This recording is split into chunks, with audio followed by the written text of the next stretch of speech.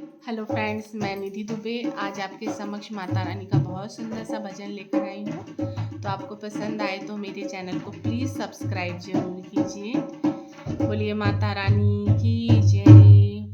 कभी पर्वत में कभी पहाड़ों में, कभी पर्वत में कभी पहाड़ों में गौरा दर्शन दिखा रही है।